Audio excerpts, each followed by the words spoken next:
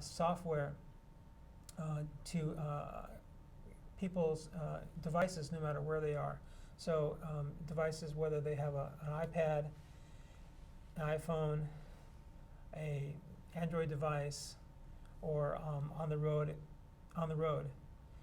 they're able to get the software that they need when they need it, as opposed to server-based software, which is only available when you're in your home base and able to access the mainframe servers. Yeah, we live in a mobile age. Everybody's everywhere now. You got to have your software come with you, right? Exactly, and the way that people, maybe most people know this, is that let's say you have Pandora, or let's say you have Spotify for your music, and if you change Spotify on a playlist on your Spotify on your desktop, it magically also appears, that same playlist appears on your iPad, and it also appears on your iPhone. That's the cloud at work. It's like you're sent your data everywhere where you are without having to think about it. It's constantly syncing.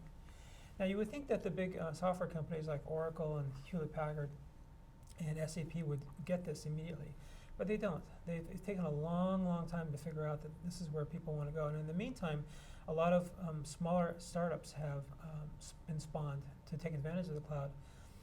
And a couple that I like and have done really well so far are Workday, which does HR in the cloud, human relations in the cloud. Another company is called Cornerstone On Demand, which does talent tracking in the cloud, and there's many others.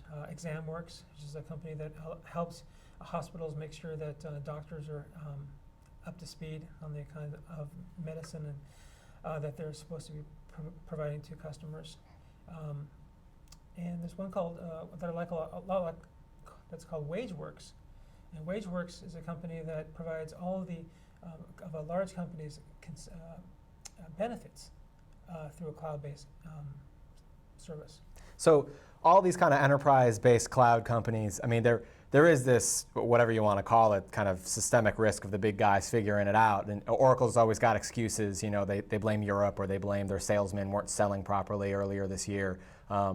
You know, bigger picture, do you think that these smaller players, are they buyout bait? Are they going to get bought by a bigger player? Do you think that eventually the big guys will adapt and then start to eat their lunch? I mean, what's the longer prospects for this? The history so far is that the big guys like Oracle buy these software, these smaller cloud companies, and